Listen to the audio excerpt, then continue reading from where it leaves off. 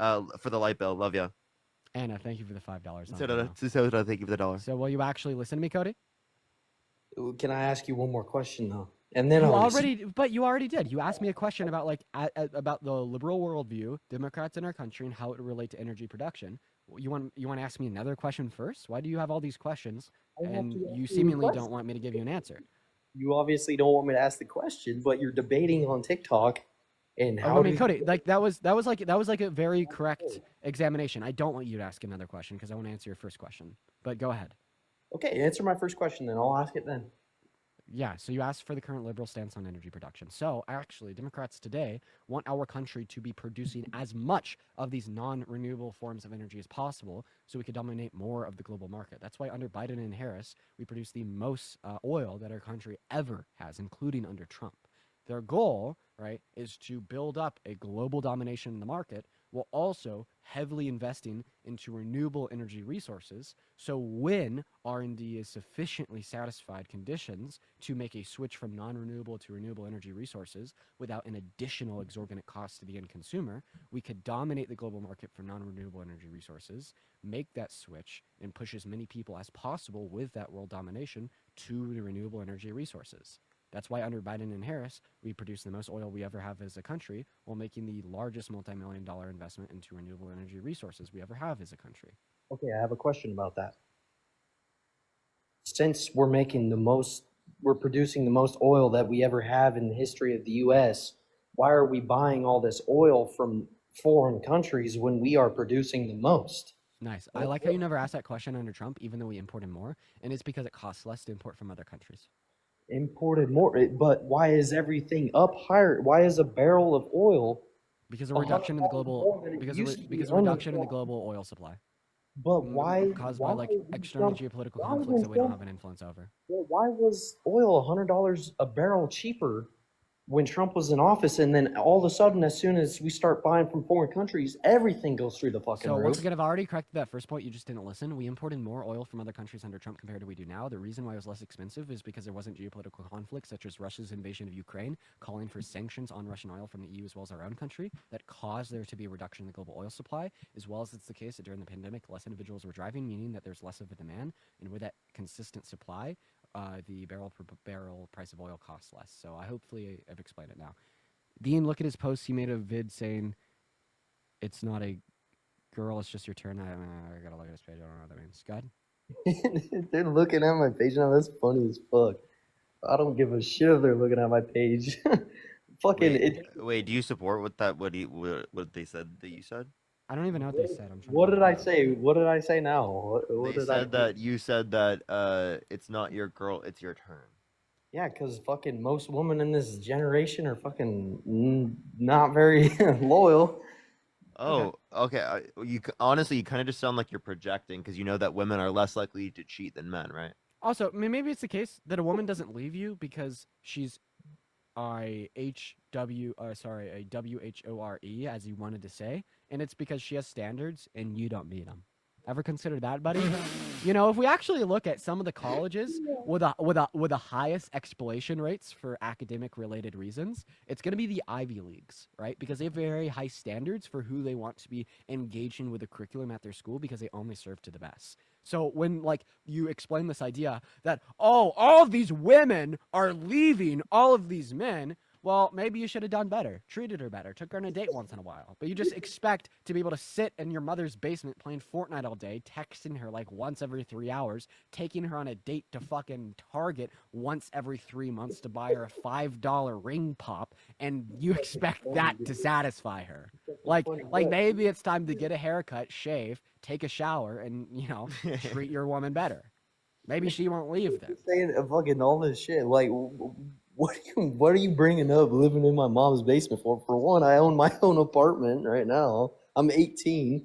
I have a fucking $40,000 pickup plus another. So you're financially irresponsible. Oh my god, you got a pickup, bro. You're so cool, dude. You're so very you're financially irresponsible. Why would you spend $40K on a pickup at 18? Like, listen, I'm a car guy. I bet it's cool as fuck. Just saying. I bet your car's sick. A lot of the cars in your repos are cool. I love cars. Okay, don't get that past me. I've definitely made irresponsible financial decisions as that's related to cars too. I love them, but that doesn't change the fact. Why the fuck did you buy a $40,000 pickup at 18?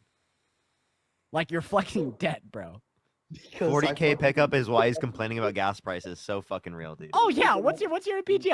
I bet you straight piped it and cut the muffler off. You're getting 7 to 8 miles to the gallon, and then you're sitting here and blaming it on Biden that you're spending half of your paycheck on gas. spending half my paycheck on gas. No, I actually didn't straight pipe it, whatever the fuck you think every person does with their truck. Oh, well, I mean, you must not be the coolest car at the No, meet but then. you You guys ever pull up just- to those meets and hit a little rev and it's just not as loud as the others? Come on. Okay, but Cody, Yeah, I play Fortnite all day, but okay, no, I get Cody. out But what you just did though was like very to incelish. work. What you did is very incelish. You took literally one thing a woman has done, right? Like the fact that a woman has cheated, probably cheated on you, and you're extrapolating that onto every other woman. When women, as a proportion of on averages, are less likely to engage in cheating. Dude, no one said anything about cheating. It was a fucking TikTok. Can people not make TikToks like you can make these You stupid? totally brought that up. That's what you that wait. You literally said that was the reason why you say it's quote unquote your turn.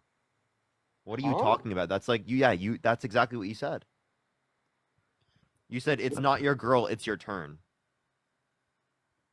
If you haven't realized that most girls will fucking just go around. It's called going around. Like your girlfriend's probably slept with your buddy or something. What? Cody, I think you're just projecting the fact that Yeah. you're an incel. Like you're literally like incelish, bro. Cody, No, has this everyone's happened to you? significant other has No. not cheated on them. I Has this understand that happened to like you? you're not good enough for like women to want to stay with, but like that's not true for everyone. Also, has this happened to you? Did you have a girlfriend that cheated on you with one of your buddies? No, never happened to me. Then why are you assuming that happened to everyone else? Posting a TikTok's all just for the fucking fun of it, just like you guys do this for the fun of it, but you just do this for a living because you get a little You bit just of sound pretty insecure, bro. That's what I'm saying. insecure. Yeah. Yeah, for sure. You sound like an incel, like you're a little bit too insecure.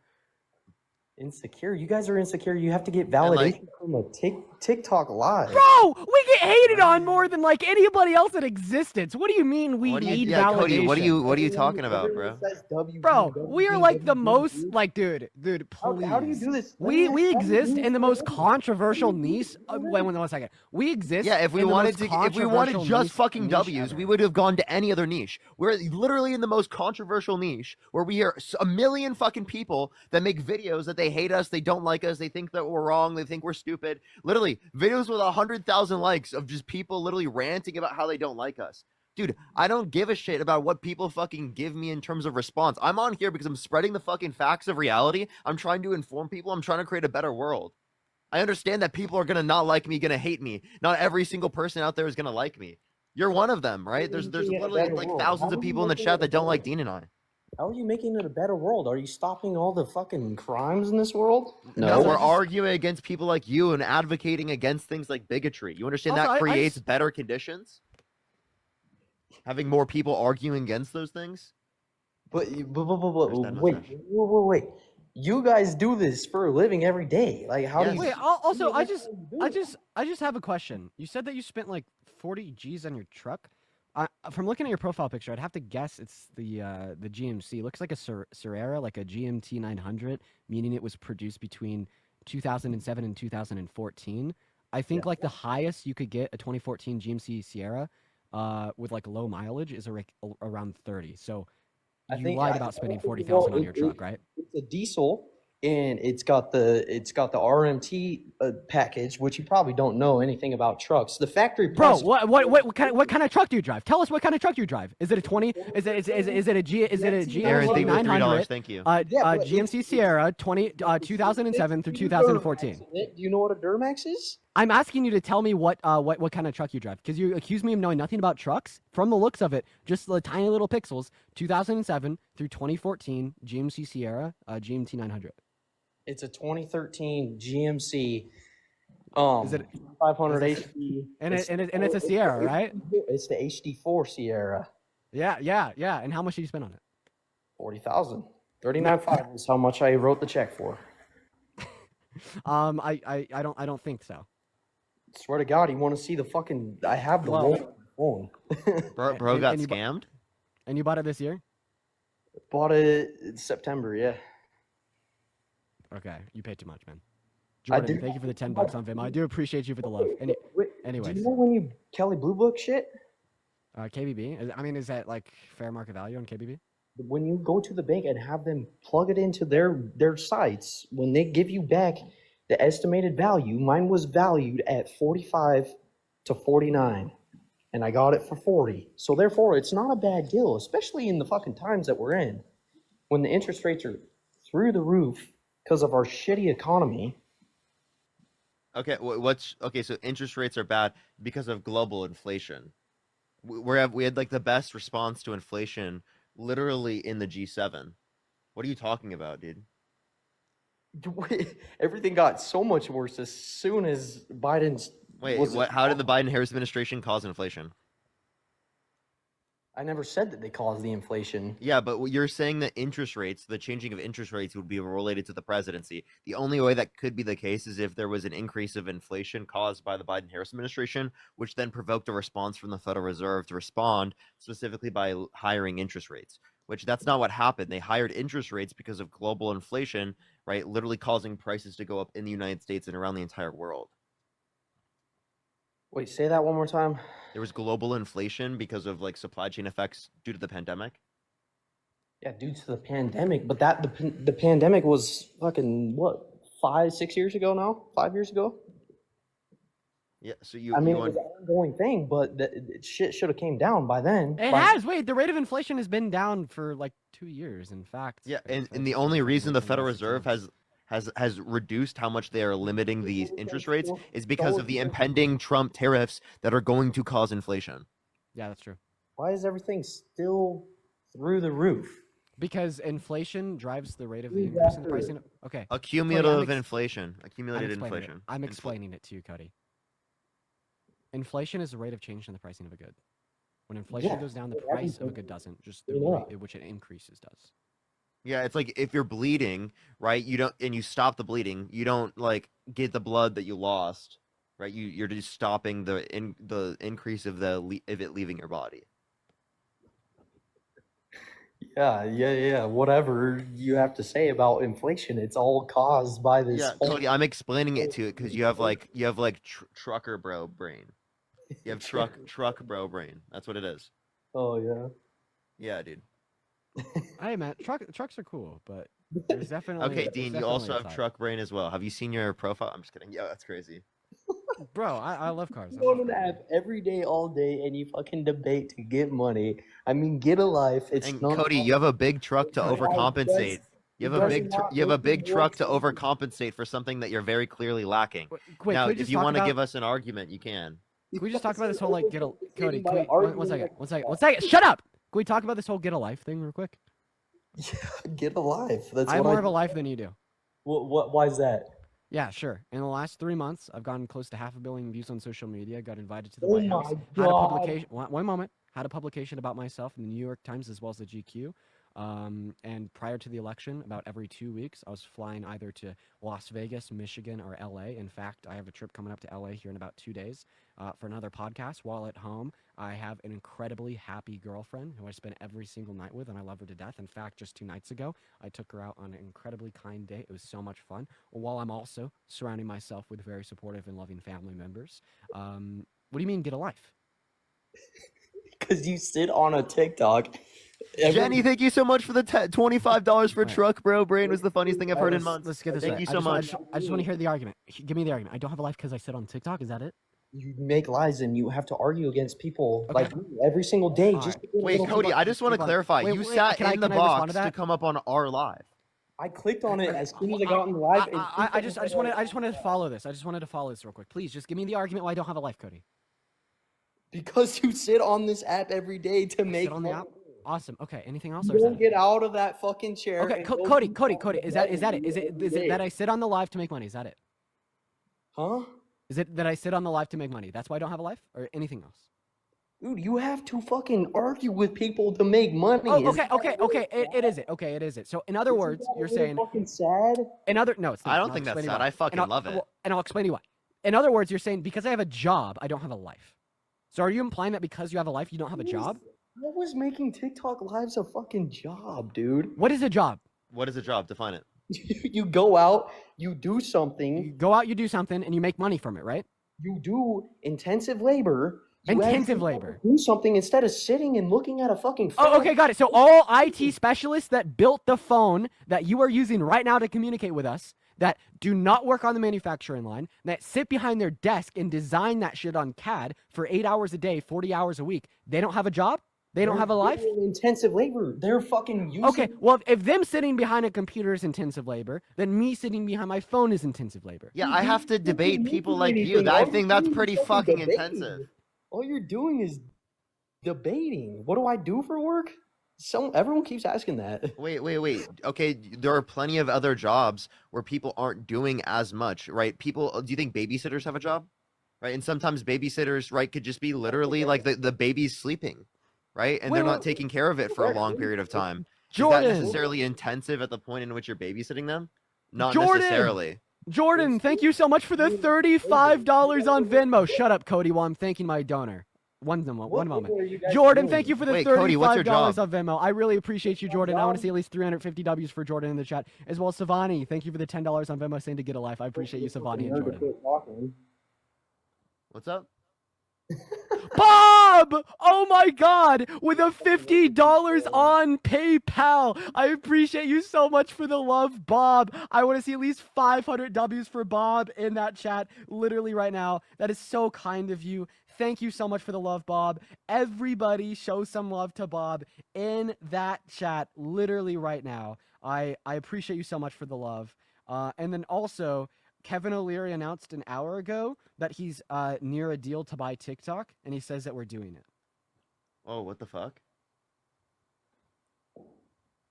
That's crazy. I don't know how that's gonna go. Danessa, thank you so much for the $3. Thank you so much on PayPal. Thank you. Cody, what do you do for work? I'm a plumber. You're a plumber? Okay. I have a question. Did you have a job in high school? I did, yes. Yeah, what type of job did you have in high school? Plumber. You were a plumber in high school? Yep, Have you had any other job than a plumber? I have. What other jobs? Building shops, construction, all sorts of stuff. Where's the galaxy? Thank you so much. Is that it? Where's the galaxy? What other jobs have you guys done? No, I'm just asking you. Is that it? Galaxy? Is that what it was? Yeah, I have a question. Do you think Mr. Beast has a job? Mr. Beast actually goes and does shit, dude. What do you mean by does shit? We're doing shit right now while talking to you. How do you feel that someone without a job is better off than you are? Mr. Beast, dude. How do you feel? How do you feel that a jobless 20-year-old is doing better in life than you are? Yeah, wait, yeah, actually, Cody, can you explain that one? Okay, let me explain it. How are you doing better in life? Because you fucking travel and you go and make podcasts? Well, I mean, you specified this whole thing about income this whole time. Now, listen, I am never someone to talk about income. That's not me. I'm not like that. One second. I was raised different than that. I was. But like, I want you to do the math in your head. Today, I've been live for about an hour, and for whatever reason, some of the most kind-hearted, generous individuals that I have ever had the pleasure of stumbling across have happened to be here today. It's been a very special day, and they've happened to show so much love. All right, today, all right, I've been blessed, and I mean that truly. I've been blessed, right, with Mama Peach and Dario dropping 3 TikTok universes and a TikTok star. Dude, what the fuck, dude? Yeah. Jesus Christ, today? Today. Oh my God. I know these incredibly kind people, and like I'm so thankful for you guys. But like the point is, Cody, do the math in your head, figure out how much that is. How the hell are you gonna sit here and say that I'm jobless? Will you admit in the same breath that this fuckhead without a job is doing better than you are?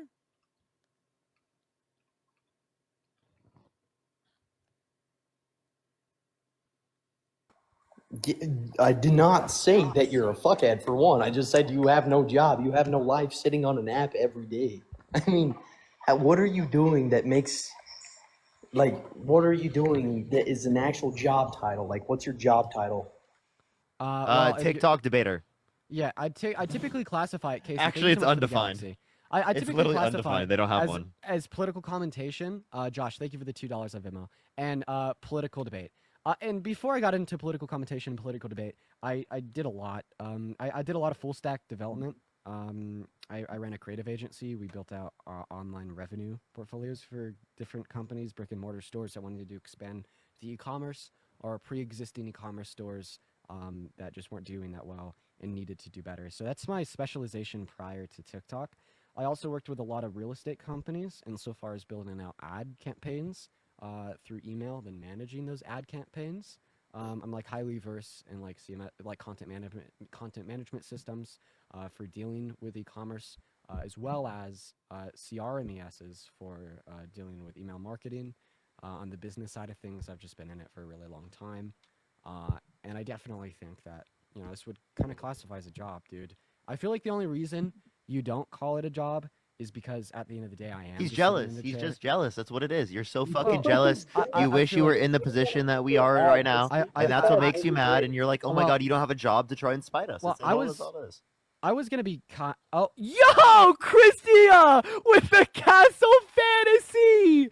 Jeez. Oh my God, That's Christia. crazy. Thank you so much for the love. Everybody show some love to Christia in that comment section. Thank you so much. Everybody, please, please, please show some love to Christia down below right now. Thank you so much. It means the world. I want everybody to show some love to Christia. I mean, I was actually gonna be a bit kinder. I was just gonna say, yeah, I sit in my chair all day and I look at my phone and I stream. And look, I get really annoyed when I see live streamers on the internet talk about this idea that they have such a hard job and they work harder than other people. No, that's not true. I'd say like within the live streaming space, like political debaters definitely work the hardest because it's not just the time spent on screen doing what I enjoy, but there is like infinite resource and learning through resources and education that goes into it on the back end when I'm not on live.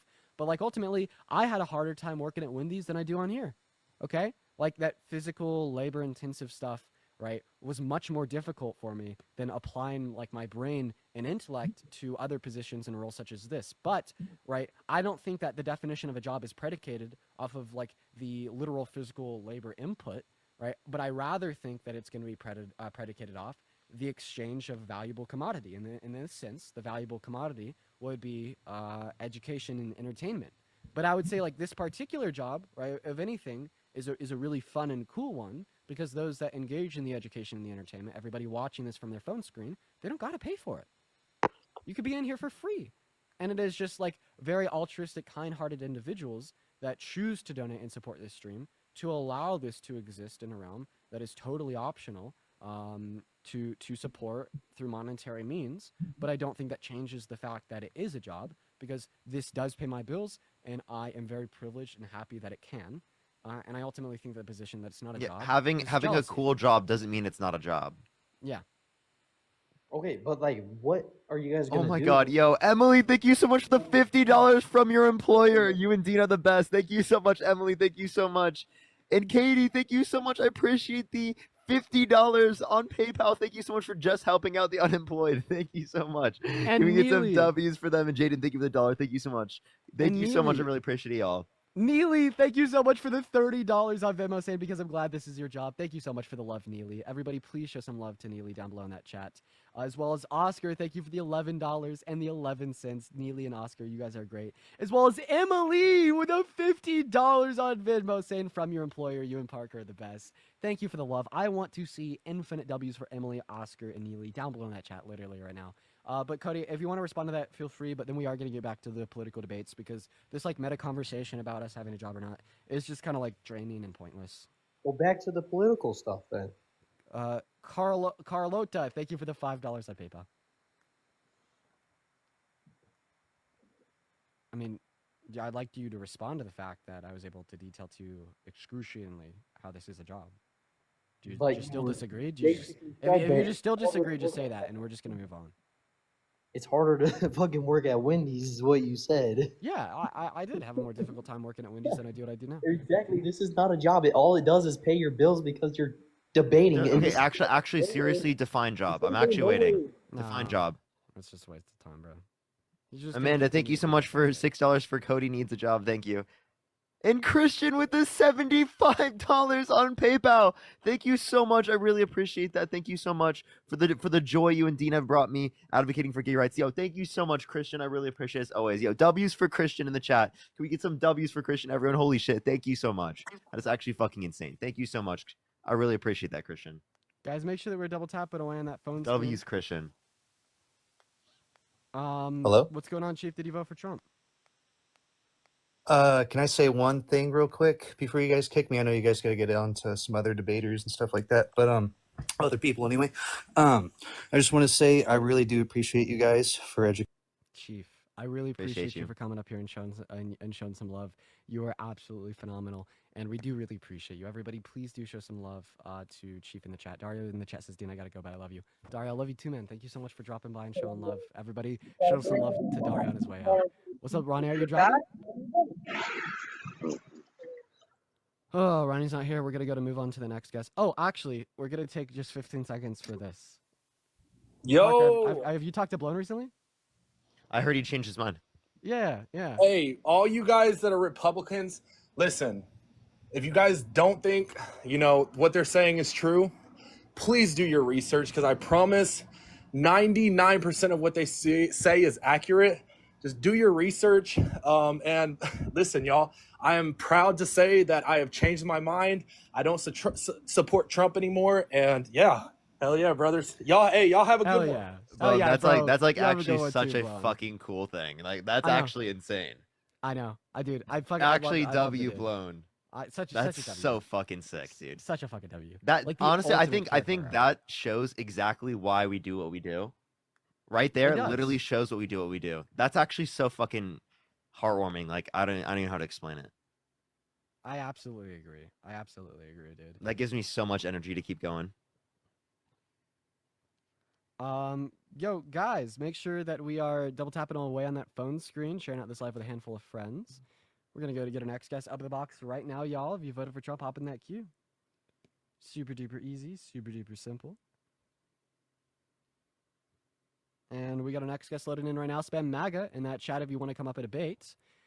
We are just looking for our next contestant. Yeah, Morgan, thank you so much. I appreciate the $5. Thank you so much. I'd rather pay money directly to a quality creator instead of some streaming service. Please don't ever get a real job because hold on, I want to read the rest of this and I have to click on it.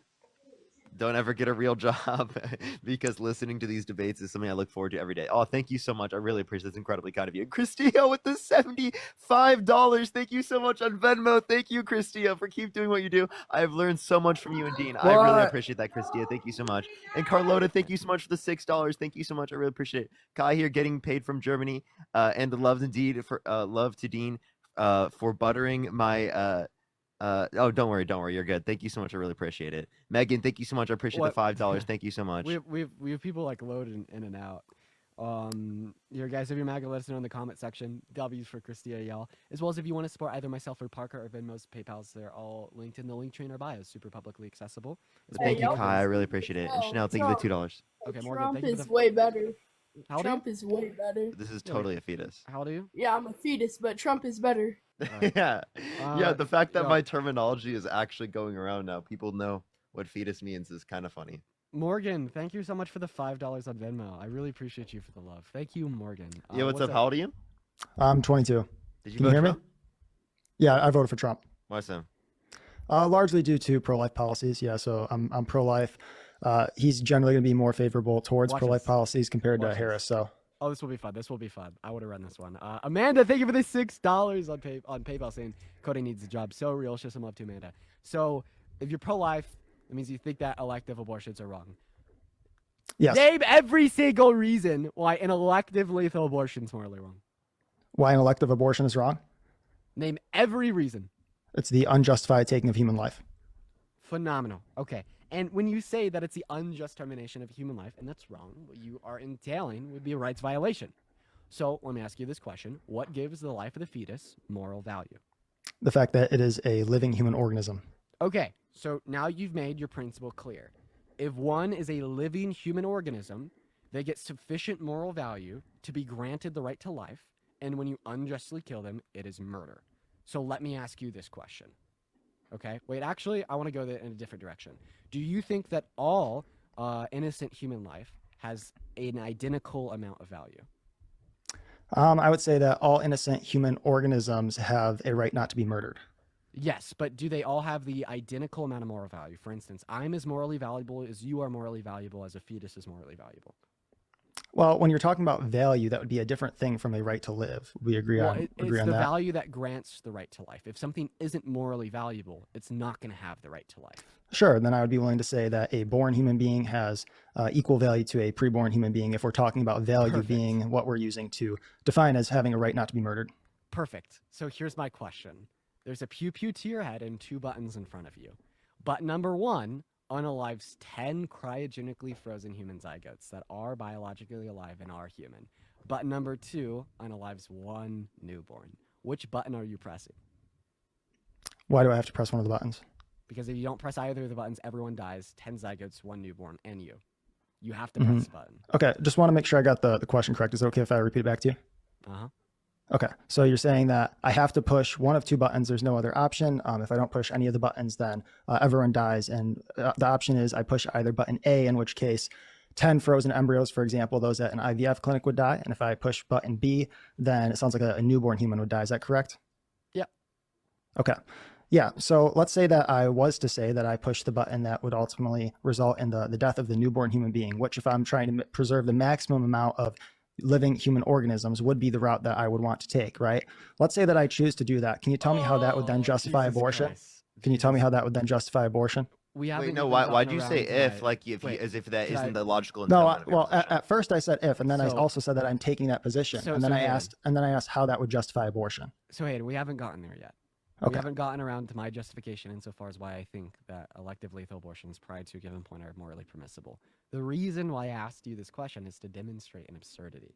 And in fact, the absurdity in this case would be that you'd value 10 cryogenically frozen unicellular organisms over a newborn. The fact that I would value 10 living human organisms.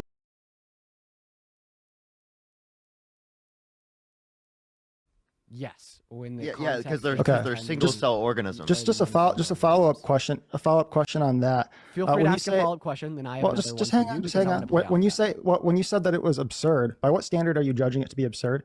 Yeah, we'd be judging it to be absurd based upon like my preferences. Of Okay, course, if but you my don't think that preference- this is- but my yeah, preference Hayden, is different from yours, so who's If I right? don't interrupt me, I'll describe it to you. You have to be able to let me speak. Are you okay with having a productive? Sure, two-street but I would conversation? like the chance to respond because it seems like You have a chance to respond after I'm done. You don't have a chance to respond midway through my sentence. Is that fair? Feel free to unmute. I don't want to say anything until you're unmuted. 'cause No, don't like I was muting people. I just saw I was muted and I've not joined someone else's live before, so I wasn't sure how to unmute, but then it popped up on the screen. So I was just going to because I ask about invited you that. on mute. So is it fair for me to say that you can have a chance to respond once I'm done speaking, but you will not have a chance to respond in the middle of my sentence? Sure, but just a follow up on that. If So I wait, say you that don't get hang a on, follow up hang though, on. because remember No, I was in the no, middle I'm of my not asking sentence. a question. No, sir, I'm just no, you don't get a follow up because I was in the middle of my sentence to your last follow up. In order for us to have a productive conversation, we both have to be able to have a chance to speak. I notice the biggest issue with a lot of people that come up here and debate, a lot of people that debate in general, this is true of the right as it's true of a lot of people on the left, right, is trying to remove a chance for a response, right? I feel as if you're trying to avoid an actual conversation because you don't want me to address what you say.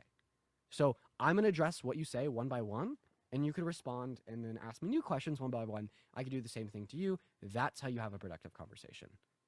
I hate that I have to teach this to people. Okay, so the last thing you asked me Okay. is how is it absurd, right? Or what determines absurdity? I told you that I'm indexing the absurdity to my preferences. You then told me, well, what if you have different preferences? Who's right and who's wrong? So in that situation, there's going to be no objective arbiter of whose preferences mean more. So you're right. That would be a dead-end position as it didn't entail a contradiction, right? So here's the next step, okay? And I wanted to take it in this route. Let's see here. So you think that all human organisms deserve the exact same amount of moral value and are all deserving of a similar human life. And I want to see how far you're willing to take this to see if it's truly the human life that you value or if there's other traits that you value that you're just not making clear. If there was a human zygote that were to remain a human zygote for the rest of its existence and not grow into anything more, not have any potential or capacity for a higher level of rationale, etc., would you value it the same as you value yourself, or me, or Parker, or anyone else? Yes. Okay. Now, please tell me why you should value a unicellular organism that will remain a unicellular organism insofar as determining that it's murder as long as it's a part of our species. Meanwhile, you don't think you're doing anything wrong when you brush your teeth and kill 400 trillion life forms that are of a similar size, standard, and growth potential as that unicellular organism. Sure. So when I brush my teeth, I'm not killing any living human organisms. And if you reject the standard that all living human organisms are equally valuable and equally have a right not to be murdered, then I would argue you end up with some repugnant consequences. Now, the problem with your line of questioning here is that you still haven't established an absolute standard of rationality by which you're going to judge my answers or yours outside of your personal preference. And if your personal preference is the only standard you're judging my answers by, then all I have to do is judge your answers by my personal preference, and there is no ultimate arbiter, is there? So Hayden, as I already described, when we want to use our preferences to determine what's absurd and what's not absurd, you're right, and that's why I'd classify that as a dead end. However, the absolute standard for rationale would just be the three consequential classical laws of logic, and we typically judge the internal validity of an argument based upon an internal contradiction given in another belief in which you hold to be true. However, to go ahead and finish off what I was originally saying to you, you said Essentially, that what he's saying is that it's going to end up violating your own intuitions by the use of like some sort of consistency test. Yeah. Okay, and the just hang consistency on. test would One be question guided. there. No, because I was in the middle of speaking still. We agreed that in order for us to have a fair conversation, we both have to be able to finish speaking. I allowed you to do that, and at I first was you just allowed trying me to do that clarify. too. Yeah, that was my bad for cutting him off. Oh no, you're good, Parker. I think he hopped in after that and took it as a way to respond. So, anyways, to go back to what I was saying, so you told me that you would value a unicellular organism that had no growth potential and would remain a unicellular organism for the rest of its existence as long as it's a part of our species. So tell me why similar genome in the sense of the structure of our DNA or I guess similar enough for biologists to classify as a part of your same species is morally valuable. I find that to be insane, and I'd ask you for your reasons why. So just to clarify the question again, so the reasoning why I would value a living human organism at the zygote stage, so the one-celled stage, versus other forms of one-cellular life. That is the only stage it will exist in ever. Yes, and you're asking me to compare that to the value of something that is also one cell but doesn't have unique human DNA, so something like a horse at the zygote stage or something like that? Actually, no. The question that I'm asking you is why is DNA that is sufficiently similar to yourself to be categorized as a Homo sapien sapien grant moral value? Because it's made in the image of God. There we go. Okay, So and then do I have a chance to examine your position yet? Almost. There's one more thing that I bet Parker would want to run on you as it relates to Christianity and your pro-choice position. I mean, you can run your thing on him. There's just one point I would want to bring up with Christian. Okay, fantastic. We'll leave it up to you. I've been asking things of you. You get to choose, Hayden. Yeah, I've been waiting a while. And just a quick clarification: when I was trying to ask a question, it actually wasn't going to be about your position. It was just going to be about the course of the conversation going forward. So I wasn't actually interrupting to try to sort of ask a question that would help my view. I was just trying to clarify sort of the terms of the future of the conversation. So I did just want to clarify that. But now that I do have a chance to examine your view, what would you consider makes a human being, actually any being, value? What would you consider gives a being a right not to be murdered by another human being? So I hold a conjunct to distribute moral value sufficient to grant the right to life. I hold the same conjunct as Parker, and that would be a conjunct between past or present, and future subjective experiences. If you'd like me to explain to you what a conjunct is, if you don't happen to know, please feel free to ask. However, I bet you do.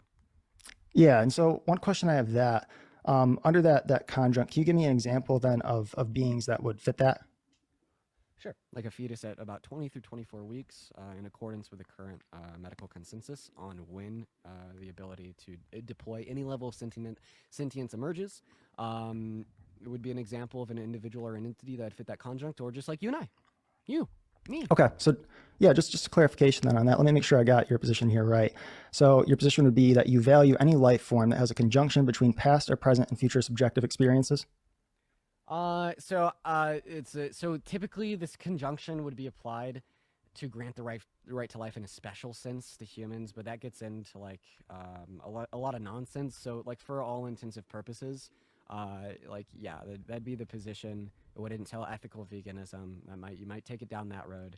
And that's just, I'd say, the easiest position to argue for all intents and purposes. But the water could get muddy.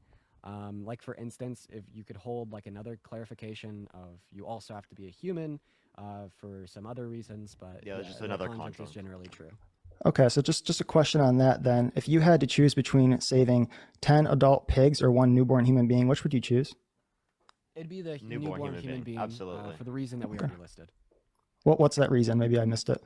Yeah, you In add the on conjunct of additional human. conjunct of a They human. meet a particular threshold of rationality, Doesn't- so we also have the same. Well, just 1 second there. Don't all of the adult pigs also have a conjunct between past or present and future subjective experiences? Yeah, but they however, don't meet the miss second qualification conjunct of also being humanity. human. Oh, okay, I see. Okay, I guess another line of reasoning that then might help me understand your position a little bit better. If I offered you guys, and I'm not going to give you guys this money, but just take it as hypotheticals for the sake of me sort of examining your position here. If I offered you $1 million plus a plastic water bottle that is empty, what would you offer to pay me for that? Wait, say that one more time. Yeah, if I offered you $1 million in addition to a plastic water bottle that is completely empty, how much would you offer to pay me for that? Anything under $1 million? Okay, so like roughly $1 million. Under $1 million. Yeah, I'm confused Okay, with so the like relevance of this one. not well. We'll get there. So like $999,999, you can make $1 profit. Yeah, I mean, well, obviously that's in like a theoretical sense. Like we wouldn't actually like be willing to do that in real terms because there's plenty of opportunity costs you have to take into account, liability, other types of preferences. Okay, but that would be roughly relative, but- would $999,000 roughly be about what you'd pay, right? I'd offer to pay No, you anything that no, would inevitably. like- How about this? We just set this principle. I'd offer to pay you anything that would inevitably allow me to profit. Okay, let me maybe rephrase that. Yeah, that's What is- theoretical, but like in reality, that wouldn't actually. Okay, let me rephrase that in a way that might be more helpful. What is the value of $1 million plus an empty plastic water bottle, $1 roughly? million and like 3 cents. Okay, thank you. What is the value of a plastic water bottle and a crushed pop can? Like, I don't know, 6 cents maybe? Okay, and what is the value of $1 million plus a crushed pop can? Like, once again, $1 million and 3 cents. Okay, gotcha. So the reason that I brought that up is because it seems to me that when you say a human who has a conjunction between past or present and future subjective experiences has value enough to not be murdered, but every single other non-human animal that has that same conjunction, we can go ahead and kill for food, or we can go ahead and kill to help the environment or something like that, then it seems to me that the part that's providing all of the value in the union between the being and the conjunction of past or present and future subjective experiences is the human part, isn't it? No, it'd be both of them together. Yeah, and That's what a conjunct is. Yeah. No, but my question is, when we talk about other non-human Because if animals it's that just also human, have I'll the give you an conjunction, example. Can I give you an example? If there was Sure, a go specific for it. zygote, I wouldn't care about killing a zygote. You can kill 1 trillion zygotes and I wouldn't give a shit. Yeah. If I slap a zygote under your view, I should go to prison, right? And then, like, additionally, one other thing is, like, I'm pretty agnostic on ethical veganism. So, like, maybe it is wrong to kill pig or something along those lines. But Yeah, but like we would still say that like we would rather save 1 newborn baby over 10, right? Ethical. That's not an entailment of ethical Yeah, but veganism. just All right, and we can have our separate discussions on like veganism and stuff like that, and And- what and that then, would like, entail. But another having a re- difference in value between humans and non-humans isn't like an entailment of veganism. And then another perspective on why, like, I might save like a newborn baby over like a billion, well, not a billion pigs, maybe a billion pigs, who knows? Is that I'd care sufficiently much more about the second condition of the conjunct, that being their future capabilities, but it's going to be entirely predicated on past or present. And Well, just one because question there. of If the it's about- predication of if future it's- abilities on past or present abilities, present that in a fetus, sorry, not like in a fetus at 20 through 24 weeks, a newborn baby, are going to be considerably more valuable than a pig. However, you still hold that axiomatic truth, that being that you could only make future considerations predicated on what has existed prior or what currently does. So let's try this then. So same scenario I mentioned earlier where you can either save those 10 pigs or the 1 newborn human, but you know that 1 newborn human has some sort of birth defect where they're actually guaranteed to die at about 2 years old. So you can't really appeal to them having a future conscious experience that exceeds that of a pig, since consciousness is more of a spectrum than a dividing line. It's something that increases over time, increases with development. Which would you choose then, knowing that newborn human being isn't going to develop past age 2? It'll die at age 2. I don't see why this would be an entailment. We would still say the human. I'd Mhm. still rather save the human. And Like, doesn't I don't that understand- expose though that what's providing all the value is the humanity and not the No, no, conjunction? no. No. What's providing the value is those traits together. That's how a conjunction works. No, but what I'm pointing out though is It's when I both of take those same traits in conjunction, because I just explained to you, I wouldn't care if you killed an infinite level of human zygotes, right? They have that human, right, but they don't have the sentience. So you understand that you could say from both perspectives, right, that one's carrying the weight of the other one. Well, they're both carrying it together. That's how a conjunction works. but the sentience is pretty clearly not what's mattering here, is it? What I just explained specifically, it's sentience plus the fact that they're human, right? Pastor And the present human's doing all the work experience. there. No, it's not. I just explained in the context of a human zygote. I don't care if you were to kill an infinite set of human zygotes. I think I would like to raise a point to demonstrate like how much sentience matters, and I think I could relay this point to you in a way that you might be able to agree. So let's just assume that the entirety of the species of humanity remains the same. However, all right, humans evolved in such a way to not deploy any sentience. We were meatbags on the floor. In this alternative world, who would you rather save? 10 of the meatbag non-sentient humans, or 1 cow? So just one question here. If I assume that worldview, then Christianity would necessarily not be true. Do you recognize that, right? Well, Christianity is Because already you're assuming false, but- macroevolution, which would contradict the biblical account of Genesis. Okay, so in other words, Wait, So- you think evolution contradicts Genesis? It's believing that the Earth is millions of years old and that it wasn't created in 6 days is an How old obvious is the Earth? contradiction. So you'll get different numbers depending on how you go through the chronological order of events in the Bible, but I would say less than 25,000 years is what you probably have to answer if you believe in a literal Genesis.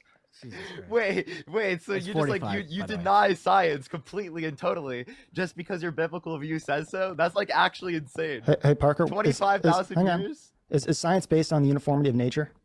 What do you mean by uniformity of nature? That nature will act in the future as it has in the past? No, what we're saying is it's likely to, right? So we're not saying it's certain. well, What we're hang on. saying is it's very likely to, based upon When the you evidence say- within the context of science. We're saying it's Models- very likely. Models. And when you say it's likely to, what are you basing that on? We're basing it on priors. We're basing On it priors? So if I ask you how you know gravity will act tomorrow? It's on models. Probability. It's on models. It's on models. Yeah, If I ask you, probability. okay, so again, Models just predict give me a chance to ask a question. If I ask you, how do you know gravity will act tomorrow as it has in the past? What would your answer be? Again, probability. But that begs the question. How's that beg? What begs what question? Because Are I you didn't saying that ask. are you saying we require certainty in order to be able to establish true claims? Again, I'm just going to repeat the question, and I'll point out how it's Can you begging the answer the question question? fallacy. I'm trying to. When I say, how do you know gravity will act tomorrow as it has in the past? And then you say, well, it's likely to based on what's happened in the past. I'm not asking about what's happened in the past. I'm asking about what's going to happen in the future, aren't I? It's probability. And what are you basing that That's what probability on? probability is. What are you basing the probability on? Based upon what's occurred, right? The So you're fact basing that it on it's the occurred past. a repetitive level of times. Am I indicates asking a about the greater past or the future? Aiden, can I explain to you how this can justify a greater level of probability? If you Go can for it. identify that something happens over and over and over again on a repetitive basis, does that increase the probability that that is the cause of the action?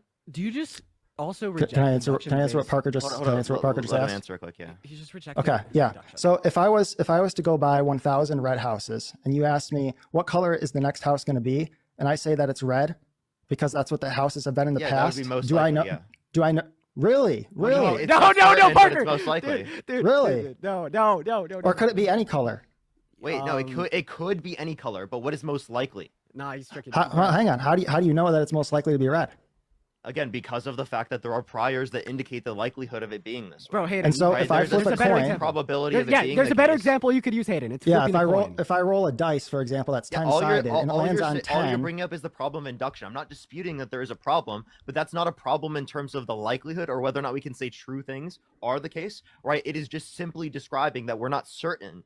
Okay, Right. Us not being certain is not a Do critique you live like of that? the worldview. Do Of you live course like that? I live based on probability, right? What are you talking about? on this particular You don't have a point, basis for on this particular point. One second. On this particular point, Hayden is right, mathematically speaking. However, he's obfuscating between two separate positions. So the positions that he's obfuscating between is like a prediction of like gravity existing tomorrow because it existed prior, and like the prediction of what is going to be true of the next coin flip because of the coin flips prior. So like for instance, if you flip a coin like 100 times and the first 50 times you flip it, it lands heads, right? That doesn't increase the probability of it landing heads the next, right? And he's trying to use this point to obfuscate between this other point that because That's because we have other knowledge about other priors or other things that could be the case. If we didn't have that knowledge, we wouldn't be able to make that assertion. Okay, I didn't track that. My bad. No. If you don't have knowledge about something, you're going to be able to make a different probabilistic assertion, right? Because evidence points towards a particular thing. That's reasonable for someone to conclude if it is the case that they have a certain set of information. Hey, just one question. I know we're kind of getting over towards religion. I do want to be respectful of the prompt you have up. If you guys do want to take it back to the Trump will be terrible for America. Before we do it, I want to run one thing on you. Go for it. Okay. Do you think you should do as God does? Do I think that I should do as God does? I think that I should obey God's prescriptive will. So if God does something, does that indicate it's good? So, for example, if you're talking about abolishing the creator-creature distinction and saying that I have the right to essentially defy what God has written in his prescriptive will, then no. So, for example, if you were to say that God decrees that some babies or some people... Sorry, go ahead. Maybe I'm just trying to infer too much. Parker, go ahead. Do you make a will distinction? What do you mean? You have the decretive will and the descriptive will? Like the prescriptive versus the decretive will. Yes, I'm a Calvinist, Reformed. Oh, no. Okay, go ahead. So do you believe in free will? I believe that humans have the ability to make uncoerced decisions consistent with their nature. Okay, so you're a compatibilist. Is that what you're saying? Yes. Yeah. Okay. All right, so then God still can program actions, right? What do you mean by program? Based on nature? Like he establishes the nature? Well, I'd say that he decrees whatsoever comes to pass. I just want to make sure. Does God establish the nature of human beings? Here's a better way. I'm trying to figure out what you mean by establish the nature. Here's a better way to run it. Does God have free will? Does God have free will? Yeah. What do you mean by that? I'm asking you if the entity of God has free will in the same way, and the entity of Hayden, Dean, and Parker have free will. I would probably say that we don't have free will in the same way that. Actually, let me think about that for a second. So I'd say that humans have the ability to make uncoerced decisions consistent with their nature. I would also say that God has the ability to make uncoerced decisions consistent with his nature. So I would say yes. That's what I'm asking you. Yep. So is goodness an essential attribute of God's character? Is goodness an essential attribute of God's character? So I would say that God is the standard of goodness. Nature, not character. Sorry, can you repeat that? I might have misheard. Is goodness an essential attribute of God's character? Is goodness an essential attribute of God's character? Well, sorry, character or nature? Nature. Sorry. Okay. Character, I didn't mean to. Okay, my bad. So the question is goodness a necessary attribute of God's nature? Yep. Okay. I would say that if I was to say yes, right, I think you would probably object by saying that then I'm appealing to a standard of good outside of God. Am I correct? No. Okay. Yeah, I would say God is the standard of goodness, and so he's necessarily good. Okay, so God's necessarily good. Perfect. That's all I wanted to ask. So God has free will, and God's necessarily good. If God's necessarily good, this means that God can't do bad things, right? If God is necessarily good, it means that he can't do bad things. Yeah, I'd agree with that. Phenomenal. So God has free will, although God can't do bad things. Just one real quick though. Remember, I'm almost done cooking. Okay, go ahead. So God has free will, but God can't do bad things. What this means, in accordance with how you define free will, that having free will is compatible without the ability to do bad things. This could be described by just defining the nature of an entity in which uncoerced decisions can be made under as exclusion of all things in which are bad, right? So in other words, God could have created humanity to have such a nature to exclude all things in which are bad, just like his own, where humans never do any bad things. But he didn't. And because God is all good, this means that a reality in which humans do bad things, or at least have the ability to do bad things, is preferable to a reality in which humans have free will without the ability to do bad things. How do you explain this? Because what this is telling us is that God prefers humans to do the Holocaust over the humans not doing the Holocaust. Because if God wanted to avoid the Holocaust that he had certain knowledge of occurring, he would have designed our natures in such a way that didn't allow us to do the Holocaust. Dean, I think just one question. This might just be because maybe you haven't studied a Calvinism or the Reformed view, but in regards to events that I think you might consider evil, such as the Holocaust, are you aware that in the Calvinist view, in the Reformed view, I would say that God actually decreed that would take place in history? Are you aware of that? I mean, I think that is like theologically consistent with your views. I'm not familiar with Calvinism, but I mean that is kind of what I described. God has certain knowledge of this occurring. He could have made it not occur, but he had a preference for it occurring. Okay, So, in so other words, this would you might say be that God had a preference for the Holocaust occurring compared to the preference of the Holocaust not occurring? Dean. So this is I'm trying to answer the question, but I want to do it in a way that's sort of consistent with Calvinism and maybe help you kind of better understand the Calvinist position there. In regards to the Holocaust, it's not just as though God created humans, he gave them like this free will, and they decided to do it, and he couldn't do anything to stop them. In the view of Calvinism, it's actually that God decreed that event would take place in history. Yeah, so God prefers the Holocaust occur rather than not occur. Do you agree? So I would say that he decreed that event would take place in history. No, I would And when like a look specific answer to the question. Like, do well, you think... necessarily that would be the answer, right? That if he would prefer that take place than not take place, if he decreed it in history. And you Now, think it's when good, you- right? hang Wait, on, do you hang on. think that's good? Are you Do think gonna allow that's me to good? finish? I want to relate Guys. this back to one other point. Go ahead and finish, and then I want to relate this back to one other thing you said, but we are interrupting you. I don't want to do that. You're being kind of being Okay. Go ahead and finish. Yeah. So when you guys look at that, you might say, well, then doesn't that make God evil? Now, I would say no. And the reason that I can We say won't that go is there. because when I We look won't at go there. We won't go there. okay, well, We're not what I gonna was call just going God to point evil out is yet. okay, if you go to like Genesis 50 verse 20 is a good example of this. It says, you meant it for evil, but God meant it for good. It's referring to when Joseph was sold into slavery by his brothers. And in that case, the brothers meant it for evil. They're going to be held to account by God for those actions. But at the same time that the brothers meant it for evil, God had a bigger picture in mind, namely that Joseph would then be brought into Pharaoh's household and be able to. I'm familiar with theistic. Okay. With skeptic theism. That's what it's called, right? Skeptic theism.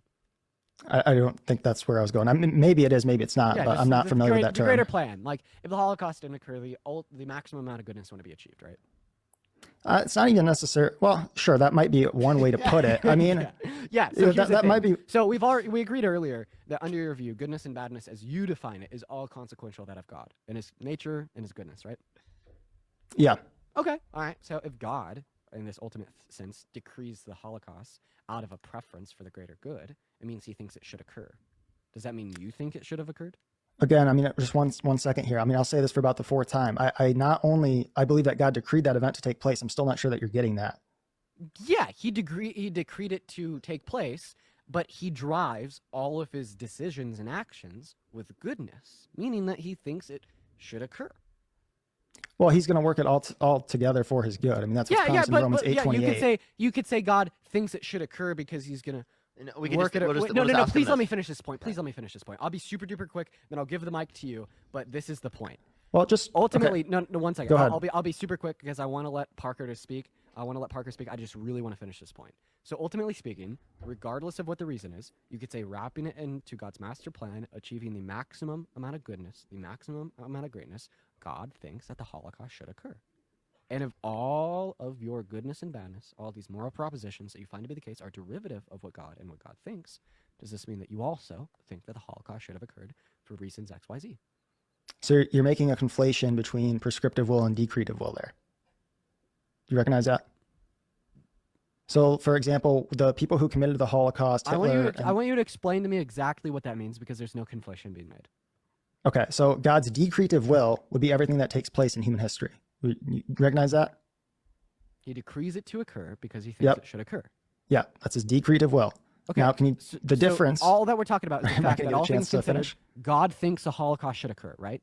He decreed it to be that way. So which means he thinks it should have occurred, right? Yes, he decreed that it would occur. Okay, so if God Now, no, now that let me it should explain occur. prescriptive will. No. He decreed. Okay, so that I don't it get a would chance to occur respond, do I? As it should occur. He decreed that it would take place that way. So does God think it should So- have occurred or not have occurred? Yes, he decreed that it would occur. But when you So say it's should, speaking in- hang on, speaking in a you gotta let normative me explain sense, the difference between the decretive will and prescriptive will. Dean, I've introduction asked of you to explain this for the last normativity- 20 seconds. You're not letting me finish my explanation of it, are you? God drives his decisions. Are you going to let me finish the explanation? So explain to me how it's the case that God didn't think that the Holocaust should have occurred. Okay, if I start, will you allow me to explain the difference between his decretive will and his prescriptive will? Yes. However, the explained Okay. difference won't be relevant. All right, so God's decretive will is whatsoever comes to pass because he's all powerful. Now, his prescriptive will is what he's told us in the Bible. So one example of his prescriptive will was you shall not murder. Now you can apply that to both the Holocaust that went on in Germany as well as the abortion Holocaust, but I'll go back to the Germany example for now, just not to go back to abortion.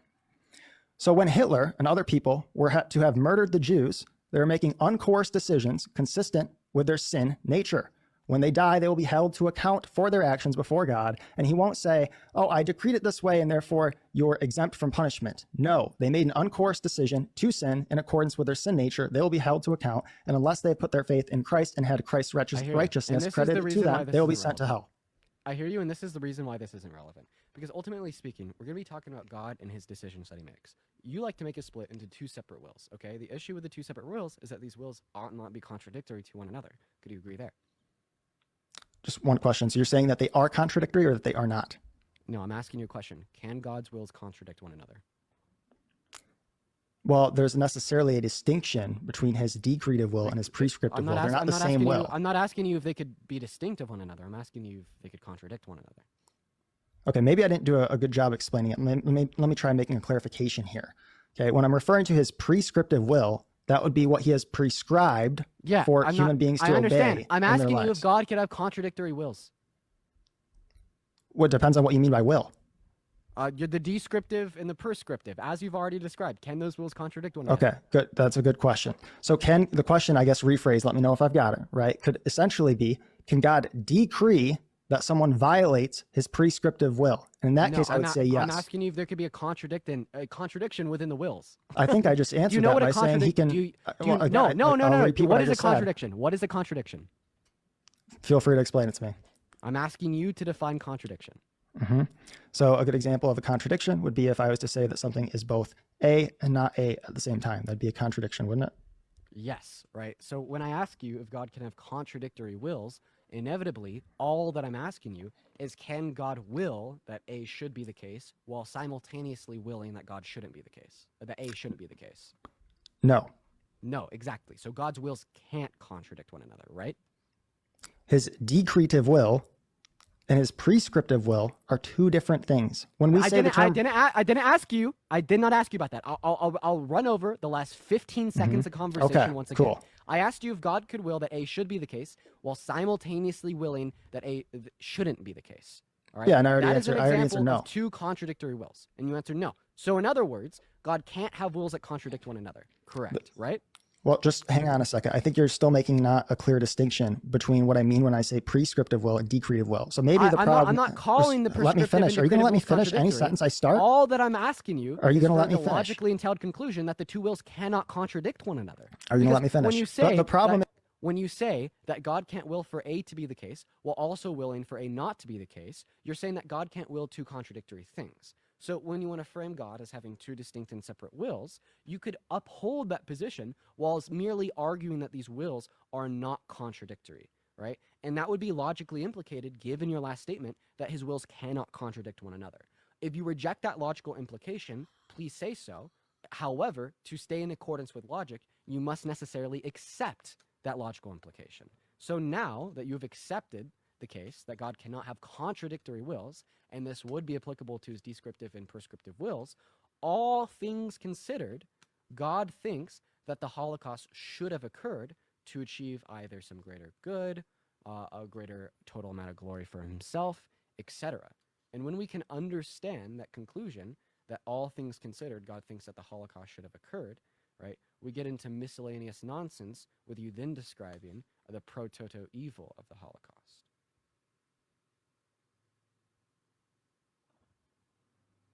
Sorry, pro-tanto evil. Okay, so you spent some time examining my position. Do I get a chance to quick examine yours? As I think you're an agnostic, right? No. The reason I say no is because seemingly we've now been resulted down to a position where you have to accept that in this all things considered sense, the Holocaust should have happened.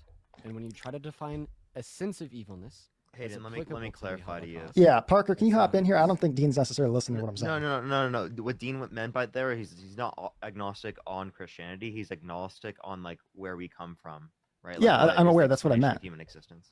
Yeah. Why would I let you turn the argument on me when I define with clarity that your position here, that there's some sense of evilness as applied to the Holocaust, is trivial nonsense? Well, hang on. When you say trivial nonsense, I'm happy to respond. I was going to respond to what you said, but I thought that it was only fair that since I let you critique my worldview for about 15 minutes there, that I get a chance to spend about 15 minutes critiquing yours. But if you want me to keep defending mine, I'm happy to. I was just going to try to move the conversation forward because it didn't seem like you were really listening to what I've been saying for the last 10 minutes. Because I've said about five times now that God has decreed that the Holocaust would take place, and yet you still don't seem to grasp that.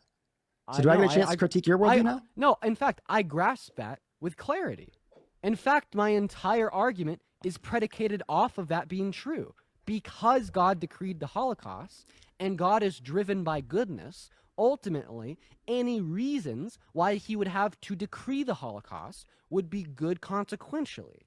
And because all the reasons to decree the Holocaust are good, ultimately, the Holocaust should have occurred. And because ultimately the Holocaust should have occurred, in what sense was the Holocaust evil? And when you respond and you say that it's evil in the sense that it's in violation of his descriptive will, prescriptive will, i.e. the moral commandments as defined by your religious texts, I see that as arbitrary, trivial nonsense. And the reason I see that as arbitrary, trivial nonsense is because this entire predication of what is good and bad is ultimately predicated on what should and shouldn't be the case. So when you argue that there's this event that should have occurred, that God decreed with only good reason, that amounts to a greater level of glory to himself, in what sense shouldn't it have occurred? Okay, so let me quick respond to that. So the difference between, I think, me and maybe what your view is here is that I believe in a God so big that he can take the evil actions of man and use them for good, as is promised in Genesis 50 verse 20, as is shown in the crucifixion of Jesus Christ himself, when God took an innocent man and decreed that he would be crucified by people though he was perfectly sinless. God then used that to bring about the salvation of all of the elect. So I know from scripture in Genesis 50 verse 20, as well as in the life of Jesus himself, that God can take these sinful and horrendous and wicked actions of man and use them for good. And I'm also promised that in Romans 8 verse 28. So when I look at these evil actions that I think you and I would both say are evil, I can actually trust that God has a morally sufficient reason for that and that he will use it for good, because I've seen him do it throughout human history, in particular in the life of Jesus. Yes. And what you are describing, go ahead, Parker. I've been talking for too long. Go ahead. Yeah, so then it seems like in that scenario, you're saying that using evil is better than not using evil, or the existence of evil is better than the non-existence of evil. Exactly. What do you mean by that when you say evil, Parker? Just give two against God's preference. Okay, so you're saying, just maybe repeat using against God's preference. Maybe I'll understand that a little bit better. Yeah, so again, you're saying the existence of evil is preferable to the existence of no evil. No, I'm saying that God decreed that some human beings would violate his commands, and that when those human beings violate his commands, You're not answering God will. Question. Two possible worlds. You're just not letting me finish. Two possible worlds. The one that we live in, where the Holocaust happened, and then another possible world where God contorted the nature of man in such a way where the Holocaust couldn't happen. Which possible world is more preferable? Well, the possible world that is more preferable is the one that God has decreed.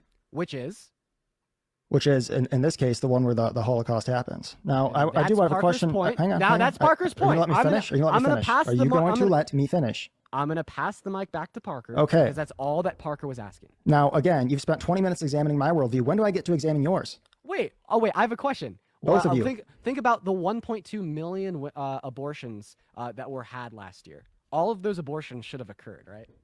God decreed that they would all take place. Nevertheless, the women and the men or whoever murdered their preborn children will be held. Are you going to let me finish again? How many times you got to interrupt me, dude? The reason why I'm interrupting you, not letting you finish, is because that's not what I asked. That's all.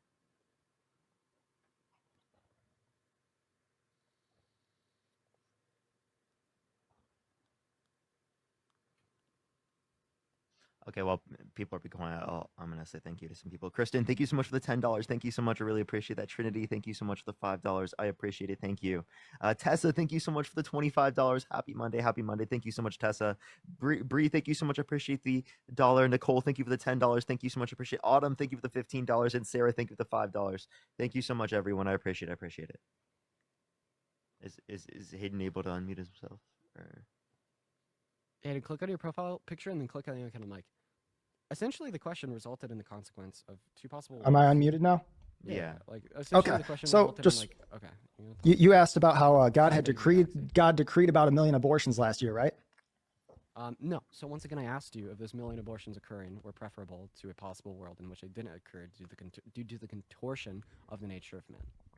So God had decreed that those abortions would take place. And that being said, they would obviously be preferable, according to God, than not taking place because he decreed that it would be that way. That being said, the people who murdered their preborn children were making an uncoerced decision consistent with their sin nature and will therefore be held to account by God. And of course, because I also believe Romans 8 verses 28, I can also trust that God will work all things together for the good of those who love him, including the death of those children who were murdered by their parents. Can we save the repetition?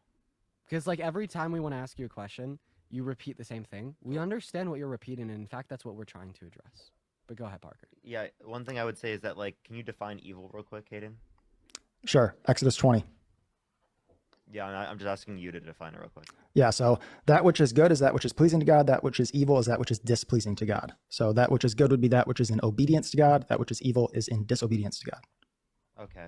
So if you're saying that evil should exist, right, rather than not exist, right, then you're making the claim is that evil is pleasing to God, right?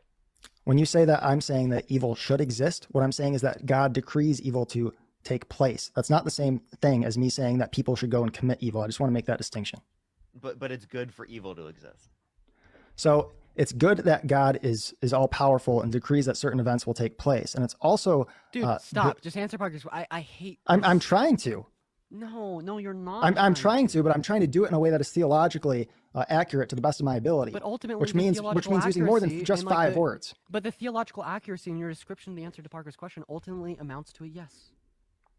Typically, when you answer questions, you would give the answer to the question and then give explanation after. Typically, when people explain first rather than answer first, it's indicative of the fact that they think that there's something like intuitively wrong with their answer. Okay, just one question before we proceed. I'm happy to keep answering questions with you guys attacking my worldview, but can I be guaranteed some time to go after yours? Absolutely. I mean, Okay. this is the first one I brought up. I just wanted to bring this one point up. Yeah, no, I'm happy to keep defending mine, but I just do want the assurance that at the end of this, before I get kicked off, that I would at least have some amount of time to go after your guys's. Mm-hmm. Okay. All right, so what question do you want me to answer? So ultimately speaking, you're saying that evil is pleasing to God. I believe that God decreeing evil events brings him glory because he's able to take those evil events and use them for good. So the answer would be yes. Evil is pleasing to God. Depends on what you mean by evil. That's why I have to give that longer explanation, because you just said 3 words. Evil is pleasing to God, but it depends on what you mean by evil. I asked you how you first defined evil. You first defined evil as something that's displeasing to God, correct? Something that is displeasing to God, yes. So if you're saying that something that is displeasing to God is actually pleasing to God, I would say no. That wouldn't make sense. That'd be a contradiction. That's okay. So then what you're saying is that inevitably speaking, evil is pleasing to God, and it's not displeasing to God. Can I have a chance to explain with more than like 5 words? I mean, I never restricted you from using. I know, but you guys were kind of strongly insinuating it a second ago that I need to keep my answers shorter than they were. But when I try to make them extremely short, that's where you're able to make these points that you're making where it seems like a contradiction. So if I'm allowed to actually give an answer that's longer than about 5 words, or at least not be pressured into doing so, then I think I can give an answer that would be theologically accurate and not a contradiction. Is it okay if I do that now?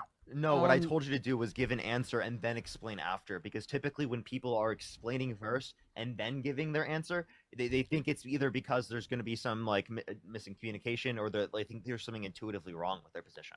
And then also, just to like add on like another sentence here, so you're seemingly being asked to affirm or reject a proposition, and then based upon what propositions you affirm or reject, a contradiction is then drawn. You seemingly understand that you can affirm and reject particular propositions that do entail a contradiction, and your response as well, instead of explaining to you how it's not a contradiction in the sense of rejecting or affirming a separate and distinct fucking proposition, you say you want to talk more. Well, no, I want to explain why it's not a contradiction, but in order to do that, I need more time than you're giving me. That's the point I'm making here. But like typically when you explain why 2 propositions that you affirm as being true simultaneously don't violate like the second law of classical logic insofar as them like contradicting one another, that's not going to involve sophistry as relating to religious beliefs, and it's going to be more of like a logical question. Okay, so how about you re-ask the question that you think I made a contradiction on, and I'll try to answer it in a way that does not entail a logical contradiction. Does that sound good? Yeah, go for it, Parker. Okay. Okay, so like so evil is something that's displeasing to God, correct? Correct. Okay. But what you're arguing is that evil, all things considered, right, should exist rather than not exist. Like it's preferable for it to exist. What do you mean by it's preferable for evil to exist? Is it pleasing to God for evil to exist rather than not exist? Okay, so it's going to take me some time to explain this. I'm not trying to do it in a way that is sophistry. Is it okay if I take some time to explain this? Go ahead. Okay, so does God decree that some people will violate his commandments? Yes. Does their violating his commandments displease him? Yes. At the same time, can God take their sinful actions and use them for good? Yes. Does that make sense? Yeah, but like the position you're then saying here is that, again, God can create a world where there is goodness, but yet exists no evil. But God chooses to create a world in which there is goodness, but also contains evil. So what you're arguing is that good alone is not as preferable as good plus evil. So what does it really mean to say that evil is displeasing to God when it is the case that all things considered, comparing a world in which would exist in which there is only good to a world in which there is good plus evil, somehow the good plus evil is preferable to the world or pleasing to God over the world in which it is just good alone? Yeah, Yeah, because I contradiction is think that you're God making a can't false will things equivalency with the good plus evil part there. So when you say like the good plus evil part, I don't see that part as the good plus evil, right? When God decrees the sinful actions of man, I trust he uses that for good. So it's not a good plus evil within the Christian worldview. It would still just be good. Oh, wait, so the world we exist in right now, there is no evil. No, there is. This is where I think you guys are still not quite understanding the So then, Calvinist view here. Sure, but like, let me clarify. Again, do you think God? Let me ask you this: God existing alone, is that a perfect world or a perfect existence? What do you mean by God existing alone? Like prior to creation. Prior to creation, is that a perfect world? Mhm. Okay, I'm not trying to engage in sophistry here, but I'm assuming by perfect you mean like couldn't be better, right? Yeah. Yeah, I would say so, yes. Okay, so if God existing alone, it couldn't be better. That existence couldn't be better. Well, there's no reason for him to move from that initial standpoint. Actually, you couldn't even say that he would prefer to move from that standpoint. So it's either random that he moved from that standpoint, or there's a contradiction. So here's where I think you were expecting me to go, but where I'm not going. When I say that in the beginning, when there was God and no creation yet, that it was perfect, I would also still say that even today, God is still all benevolent, or in other words, all good, and it's still perfect because he decreed that it would be this way. I understand. That doesn't respond to what I just said. If you go from a perfect standpoint to another perfect standpoint, there would be no desire to go from a perfect standpoint to another perfect standpoint because there's nothing more desirable than the perfect standpoint you already existed in. So it is the case that it would just be random that you move from one position to the other one, and it wouldn't be some sort of intentional action of God. Here's the problem, though. You're assuming when you say that when God first existed prior to creation, that there was no decree, no sovereign decree that would take place throughout history, but there was. Wait, That's not responding to my point. No, You're placing God in time. Let me explain. Okay. Perfect world is the most desirable state of affairs. Okay. God existing alone is the most desirable state of affairs. There can't be something more desirable than that. Right, so you can't say that he prefers to go to a world where there's God plus creation over a world of God existing alone if it is already the perfect world, because that would entail that there's something more preferable than a perfect world. Because here's a contradiction. So it's random that he went from one position to the other one. It doesn't entail a contradiction. It doesn't entail a contradiction. Here's why. Because when I said that it was perfect when God existed apart from creation, when he existed at that point, he had still decreed that creation would take place. That's why I was able to still say that it was perfect. Dude, it is 100% responding to what you said. Listen, Hayden, there's two perfect worlds. Which one's more desirable than the other one? They're both perfect, but what you're missing is it's the same world. Which one's more desirable? Again, I'm trying to explain this. What you're missing is it's the same world. God, prior to creation, had still decreed that he would create. You recognize that, right? I don't want to hear anything it's the other same than a world. Response. Okay, so then they're of equivalent value. Do you agree? Yes, that's what I've been saying the whole time. Because it's the same world. I understand. If they're of equivalent value, the scenario in which God chooses to create rather than to not create, if it's of the same value, then there would be no intentional state of going one way to the other one because God is indifferent. No, again, what you're missing is when I said that it was perfect prior to his creation, that was because he had still decreed that creation would take place. It's not possible for us to have, for example, a God who would not have created. Wait, 1 second. It's not possible for God to not create. Is that what you're saying? that It's not possible that he could have decreed things a different way. Oh, okay. So then what you're arguing is that God does not have the ability to determine otherwise. So what Because is determining that God has to create? his nature and his sovereign decree. Because again, remember when we talked about free will and I defined it as the what led ability to to his make nature being uncourse that way? because remember when I defined free will, I defined it as the ability to make uncourse decisions consistent with one's nature. His nature includes his sovereign decree. The fact that things would take place in a certain way throughout history. Okay, so then what you're arguing And is do that I get a chance to evaluate your guys' worldview before you guys kick me? dude, I've already told you yes. Okay, If you'd like just to making let me sure. finish Just my making sure. Go ahead. Jesus Christ, dude. So again, under your view, what you're not taking into account is that there's no preference from one over the other. You're saying that there's some desire that God has that's ingrained within his nature for him to select one world over the other, indicating that one of the worlds can't be perfect because one would be more desirable than the other one. This might be in accordance with God's nature. That's what you're arguing. no. So again, you're engaging in sort of a false equivalency. So when I said that prior to creation, things were perfect, that didn't change the fact that when I said that, God had decreed creation would take place. So what I'm arguing here is that God is all good, all benevolent, or in other words, perfect throughout history. So not just prior to creation. Yeah. Okay. I understand what's bad here. Decreeing something to take place in the future is separate and distinct from the actualization of that event occurring. So Parker's positing two distinct, separate state of affairs.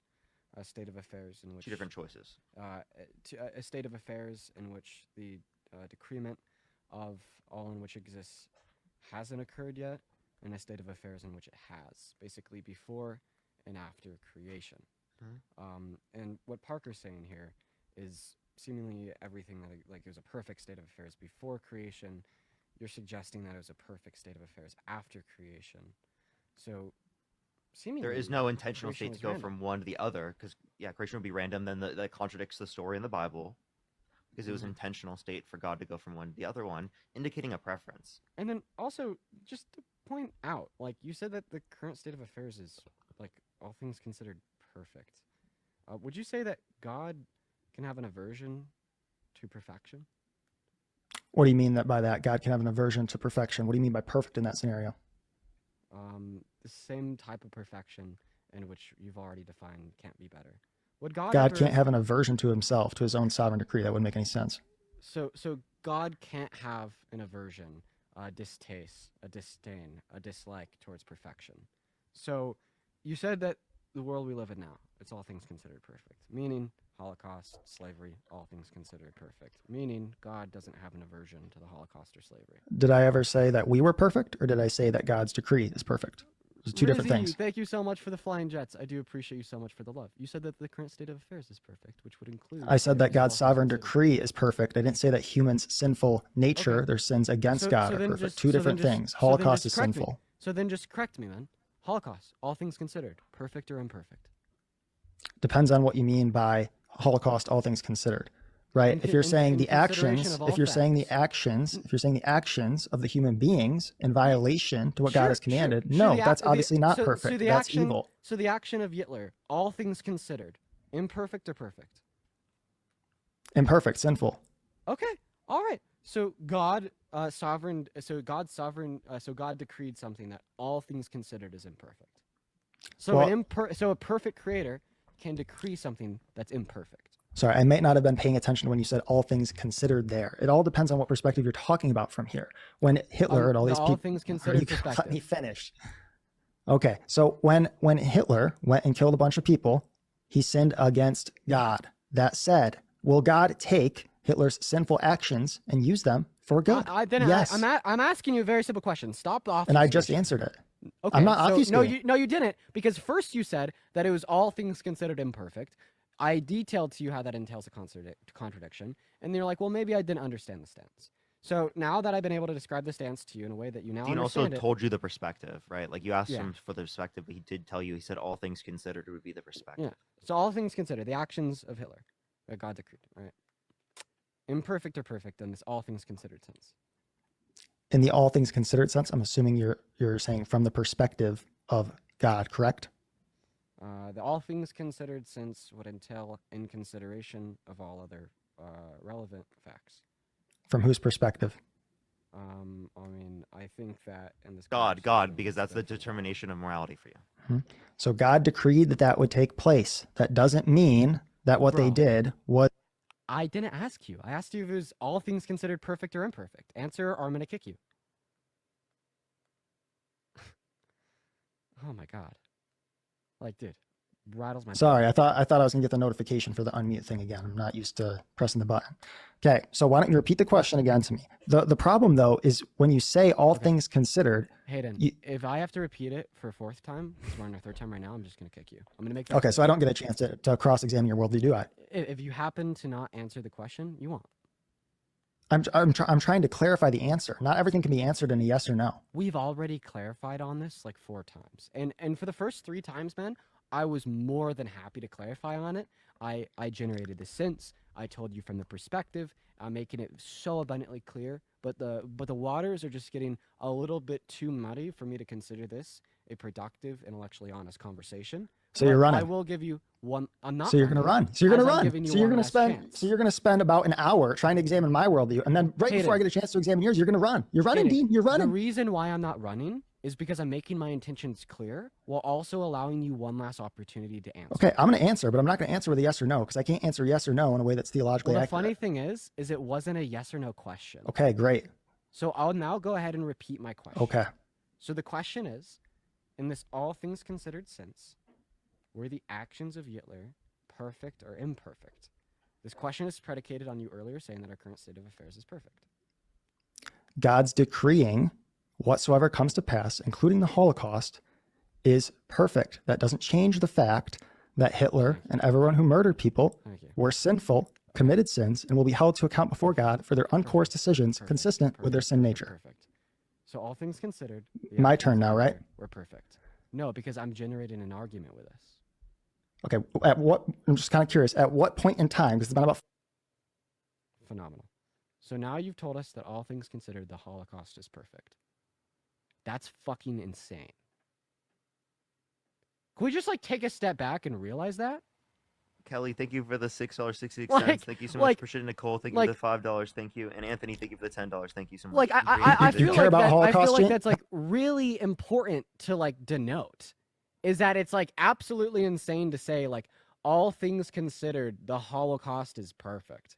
All things considered, God could never have an aversion to the Holocaust, which would be the illogical implication of you telling me that God could never have an aversion towards perfection. All things considered, slavery is perfect.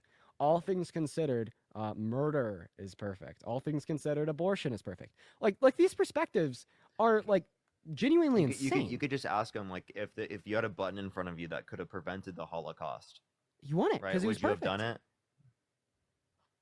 Dean, you care about Holocaust?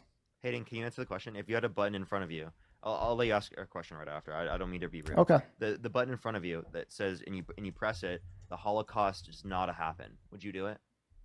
Yeah, I'd press the button so the Holocaust doesn't happen, of course. Okay, so then you would engage in the action under your perspective, if you were rational, would be less preferable, all things considered. No, so my action would be preferable because it's consistent with God's prescriptive will, which is what us as humans are responsible for knowing. I'm not responsible for knowing God's decretive will. I'm responsible for obeying his prescriptive will. Okay, so God specifically would put you in I mean, I guess you would then say that the question that is being posed would entail a contradiction because anything alternative to what occurred, right, is impossible. Is that what your position is? Yeah, Are you saying anything, that it would be, there's only one be, possible world? yes, exactly. There's only one possible world. It would be impossible for what, occurs in history to not happen as a result of God's decree, right? If we were to say that, then we would assume that God is not all powerful, which he's described as being. Sure, and so then my question would be is like, if you have no ability to determine otherwise, can you please explain to me how that would be free will from God's perspective? Like how God has free will? Sure. So God has free will. Remember how I defined free will as to be able to make uncoerced decisions consistent with one's nature. It's in God's nature to decree things the way that he chose to, the way that he did. So it's not as though God could have decreed that, for example, his What is it? Can you tell prescriptive me what a will. choice is? Are you gonna let me finish? Can you tell me what a choice is? A choice, decision. Yeah, like, and you'd have to be able to choose either or in order for there to be an actual decision. You'd have to be able to choose either or in order for there to be an actual decision.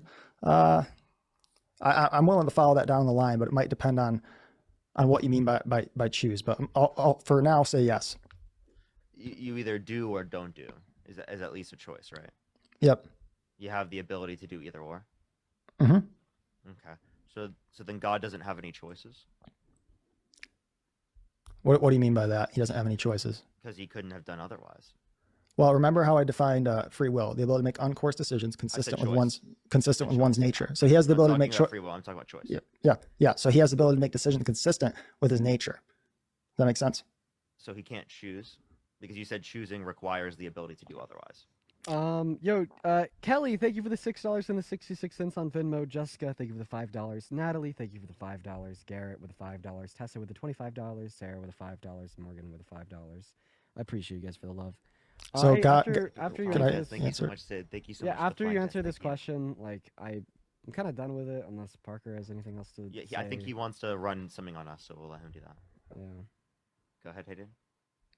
sorry, can you repeat the question? There was a lot of shouting out the Venmos and stuff, so I just didn't quite need to repeat it. To be totally honest, I kind of forgot. Dean, do you remember what we were just saying? You were trying to achieve. Oh, we're talking about a choices. conclusion that God Yep. doesn't have A choice requires the ability to do otherwise. Do you agree? That a choice requires the ability to do otherwise. Hillary, thank you for the $5 on Venmo. I would say no. No. Okay. Can you tell me what a choice is? Actually, you're right. Yes, I would agree with that. Yep. Okay. So then God doesn't make any choices because he does not have the ability to do otherwise than he did. No. So a good example of this might be helpful for you guys in understanding my definition of free will as well. So when we talk about the ability to make uncoerced decisions consistent with one's nature, when God decreed that things would take place a certain way, it's not as though he could have done a different choice there, decreed them to take place a different way, because it wouldn't be consistent with his nature. And in the same way, for example, when people sin, they're doing that in accordance with their sin nature, right? So if I had a vulture and there was a bowl of dead, rotten meat and a bowl of cereal, the vulture would choose by his very nature the bowl of rotting meat every single time. And sure, he would technically have the choice between those two decisions, but by his very nature, he'd choose one every time.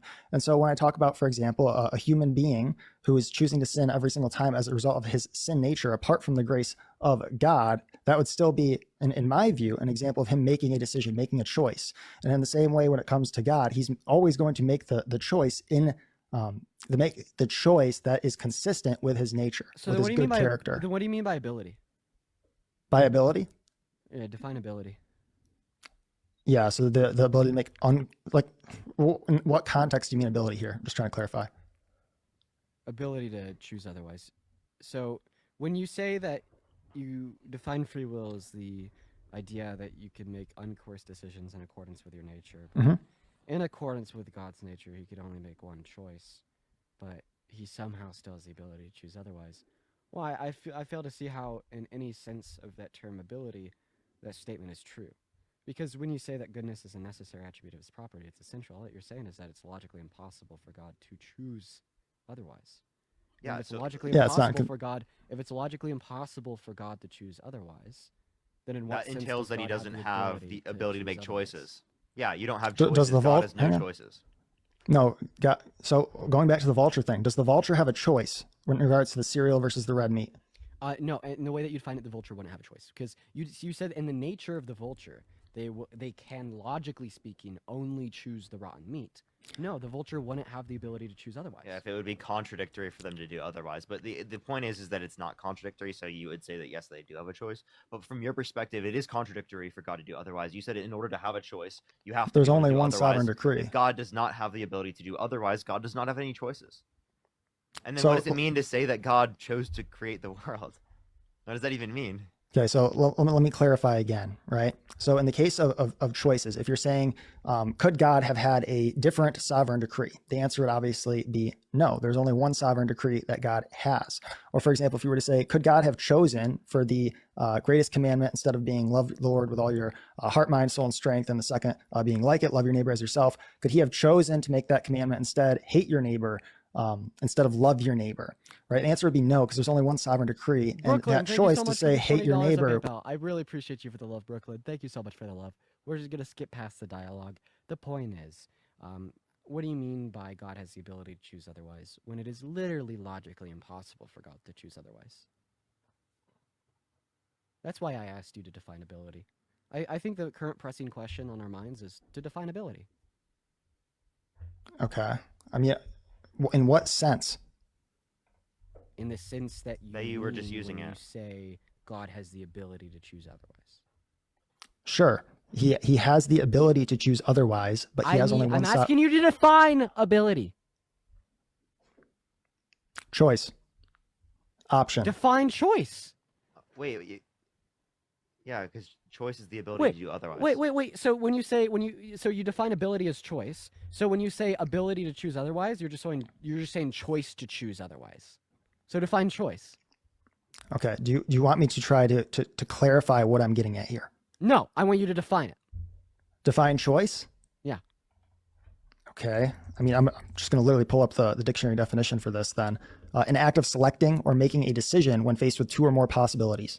Okay, so There is two no or more two possibilities. Holy shit, there's not. There's not. There's only It is one. literally, it is logically impossible. God does not have two or more possibilities, and you actually said that yourself. Remember when you said that the world we live in is the only possible world, meaning that there has never been more than one possibility? In accordance with your own beliefs that you have shared with us on the live, God So don't have free will. Okay, so I'm going to respond to this, and then can I have a God doesn't chance have to? choice, sorry. Okay, I'm going to respond to this, and then can I have a chance to examine your worldview? Yeah. Sure. There Okay. is no response. You have to concede. No, I don't. So Let's see it. okay, so going back to the vulture thing, right? Let's say that we have 5 different bowls, or even an infinite amount, not an infinite. I guess yeah, we can use an infinite amount of bowls, right? The vulture, by its very nature, is going to choose the rotten meat over Cheerios and Lucky Charms, right? You agree with me on that? Yes, because if we're framing this vulture to be analogous to God, would you agree that it would have to be logically impossible to choose any other bowl? No, actually, it wouldn't have to be logically impossible. Hayden, we wouldn't agree because it is logically possible for the vulture to pick something other than the rotten flesh. Mm-hmm. So that's why I say in order for it to be analogous, it has to be logically impossible. Yeah, it has to be logically impossible. You have to, okay, so let me lay out the vulture analogy, and maybe you can try to explain with me what's wrong with it, because I don't think that criticism makes quite sense to me. So the vulture, by its very nature, is going to choose the rotting meat as opposed to the cereal and the Cheerios and the Lucky Charms, right? By its very nature, he will choose that. No one has to coerce him to do it. Okay, are you gonna? Is this it? Are you done explaining that? Well, we're not talking about free will. We're talking about choices. Yeah, because the difference is know. that it's logically impossible for God to do anything but what God has done. Anything but what he has decreed, yeah. Okay, and remember when you said a choice is having 2 or more possible options? No, so I still think that you're not necessarily getting what I'm saying. Let me try explaining it one more time. No, because you're not getting what I'm saying. You agreed that God has only ever had one possible option, and you define choice as having 2 or more possible options. No, so maybe I'm just not doing a good job explaining it. Wait, reject the premise. Goodness. Premise number one, choice necessarily includes 2 or more possible options. Premise number 2, God does not have 2 or more possible options. Conclusion, God does not have choice. Now this 2-premise syllogism is valid, and I think it's sound. If you don't accept the conclusion, reject the premise. And we're doing this super fucking format. Cyber deconstruction. Okay, so premise 1, let me make sure I've got them right. Premise 1 is choice includes 2 or more options, right? Choice necessarily includes 2 or more options. Yep. Okay, what was premise 2? God does not have 2 or more options, possible options. Okay. Conclusion, God does not have choice. So I would disagree with premise 2 there, that God doesn't have 2 or more options. Okay, awesome. So here's the And thing. you're not a Calvinist, right? Here's the thing. No, I am. I could explain to you how that's how you disagreeing to that premise is unwarranted. Everything that God has done, could God have done otherwise? It depends on what you mean by could he have done otherwise. Was it the answer logically would be possible? So I would say as a Calvinist that no, he couldn't have done otherwise because it would violate his sovereign decree. Okay. But- So in other words, there's only one action in these individual scenario that was logically possible, right? There's only one logically possible world. There's only one logically possible world. So any other, right, selection of choice was logically impossible, meaning there's only one selection of choice that's logically possible, right? So again, I'll try explaining this for the third time, right? So God can't have his decree violate his nature and character. So in other words, he couldn't have decreed that instead of love your neighbor, it would be hate So your then he didn't neighbor. have 2 or more possible options. Well, no, Yes. Okay, maybe this is just like something that maybe I need to study more as a Calvinist to explain it better. Was it possible for God to change the commandments? No, he's unchanging. He's a keeper So he of his only word, had keeps one his possible promises. option, right? There's only one sovereign decree. Okay, so he only had one possible option, right? What do you mean by there's only one possible option? There was nothing else that could have been done that was possible to do. There's no possible way for God to violate his own sovereign decree, if that's what you're asking. So he only had one possible option. Oh, hold up. So no, the point we're saying, it doesn't just have to be looked at in terms of law. Law could be the same way, but you can make other choices, right? It could be logically contradicting to violate the law, right? But you could do other types of actions. You could have choices in other scenarios. We're saying in any scenario, is it the case that God could choose otherwise in anything he's ever done? No, it would violate his sovereign decree. So So God yeah, is only God ever does had one not possible have option. choices. Okay, watch this. Premise number 1, choice necessarily includes 2 or more possible options. Mhm. Got it? True or false? Premise 1, choice includes 2 or more options. True. Premise number 2, God has only ever had one possible option. So again, this is where I'm disagreeing with premise 2. So let me try. So God has had more Can I than one finish? possible option? So there is more than one, for example, bowl, right? So if you have all of the bowls represent different ways that he could have decreed certain things to take place. There are multiple bowls. I would affirm that there are multiple bowls. Me too. However, by his very nature, He could only possibly choose one. he's only going to choose one. But it's There only is only possible. one sovereign decree. But is it possible to choose more than one? Or were all those other bowls impossible to choose? Well, by the very nature of the analogy, it's not possible for there to be more than one world, right? There's only one world. You could say that there's other bowls that were impossible to choose. The point is there's only one bowl that was possible to choose, right? No, there were multiple bowls, right? But There were that's not multiple what, bowls that could have been chosen. But by his how own- many of those Oh my bowls were goodness. possible to choose? All of them. Oh, so there's multiple Well, no, possible hang on. realities. Let me try to. So when you because when you say that more than one bowl is possible, you're implying that there's alternate versions of reality in which the bowl was chosen. Let me correct what I just said there. That's how we're using worlds. Yeah, let me correct what I just said there, because I think I probably made an error. So what I would say is, yes, there are multiple bowls. God is only going to choose one bowl, and it's the bowl that's consistent with his nature and character. That means that there's only one bowl that was possible to choose, right? In the sense that he wouldn't choose to choose a bowl that is not consistent with his nature So and there's character. He would Wouldn't always- and couldn't are different. Do you agree? God wouldn't couldn't. and couldn't are different. Would it Yeah. be a logical? Yes, I would agree. I would agree. Wouldn't and couldn't are different. Would it be a logical contradiction to choose any other bowl?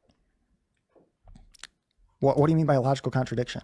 It's I think contradicting to his Parker nature. is going down the right road here. That wouldn't and couldn't are two different things. So if you're asking me, could God have chosen a different bowl, or in other words, does he have choice? Would choosing yes. another bowl But be if the contradictory to his but nature? hang on, let me try to address what Parker said a second. Dude, it's so But if the fucking question- simple. I'm done with the damn sophistry. No, I'm fucking done with this shit. Wait, Dean. I don't care. I'm crashing out. I'm done with this shit. I This understand. is Here, stupid. let me clarify. So what he's saying is that God wouldn't choose otherwise, but he can possibly choose otherwise. So but that sounds like you're not a Calvinist then, because then you're not saying that there's only one possible world. You're saying there are many possible worlds. It just happens to be the one that God chose. Like this. So I think one thing that I think we might be sort of talking past each other here on is when we say God's decree from like our perspective as people on earth versus God. We need to talk about possibility there. So there's 3 senses of possibility: physical possibility, a logical possibility, and what's the third one? Epistemic possibility, right? So what You got to mute me. I modality was of 5 words into my possibility? response. So when you say it's possible for God to choose another gold, what modality of possibility? Metaphysical possibility. Okay, I'm going to continue talking to Parker and addressing his could and would. No, a second. Because- no. You said it's possible for God to choose another bowl. The term possible, what mode of possibility exists there? Logical, metaphysical, or physical? You interrupted me as I was trying to address what Parker said. I'm going back to tell me the mode of possibility now, because any mode of possibility would imply another possible world. What Why mode are you of so possibility? rude to your guests? Because this is a clear-cut contradiction. This contradicts what you said. You said this is the only possible world, but then you're saying there's other possible worlds. So you are either equivocating on the definition of the term possible, or you have a contradiction in your stance. What form of possibility are you implying? Is it physical, metaphysical, or logical? I'm not responding until I get to respond to Parker. Okay, if you're not responding, I'm kicking you. You either respond or you get kicked. The reason why I'm being so fucking blunt, straight up, and fucking bullet focused on this is because this is a contradiction. You said this is the only possible world, but God has a possible choice outside of this world. If this was the only possible world, any choice outside of this world would be impossible. That is what you mean when you say this is the only possible world. So, when I am asking you what form of possibility is implied with the statement that other choices are possible, this is to isolate for the equivocation of the terms you're using. So now please inform me when you say God could have possibly chosen another bull, what mode of possibility are you referencing? Physical, metaphysical, Can I respond? or logical? Can I respond now? Yes. What mode of All right, possibility are you referring to when you say God could have chosen another, or the other bulls were possible for God to choose? All right, so I'm going to go back to the distinction between could and would, because I think that's how I can best explain this, and that's also what I was just talking We are about with Parker talking before you about decided to could. interrupt. We are So, talking about could. Are you When going we to let talk me about finish, dude? possibility, You've got to let we're me finish. talking about could. I got 5 seconds into my response, and you had to jump back in after I let you talk for 3 minutes. Are you going to let me finish, I'm dude? clarifying. We're talking about coulds. Possibilities are coulds, buddy. Okay, Keep up. how about you let me? What how kind about- of okay, possibility let me is talk it? for more than 5 seconds, and I can explain. I You don't let want me an talk for more than 5 explanation. seconds. I want you to tell me what mode of possibility exists with the other bulls. So I'm going to speak calmly here and try to get you to settle down a little bit so that I can have the time to respond. So I'm locked in. I'm locked. there's a difference between could and would. Let's start there. So in terms of the Irrelevant. We're talking about coulds. That's what possibility means. When you say there's other bulls that are possible, what do you mean by possible? Sorry. I'm sorry. I interrupted you.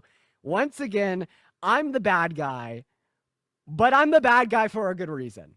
The good reason for me being a bad guy in the scenario is just the fact that I'm asking a simple question, and the whole could-would thing doesn't fucking matter, because when we speak on possibilities, we're speaking on coulds.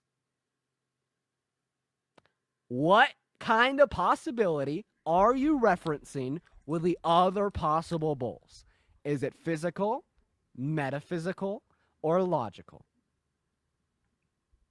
do I get a chance to respond now? Yes. Okay. So when we're talking about the bowl analogy here, the other bowls would represent different ways that God could have decreed that things take place. Now, because there is only one sovereign decree and God has a specific nature and character, he would only choose one of those bowls.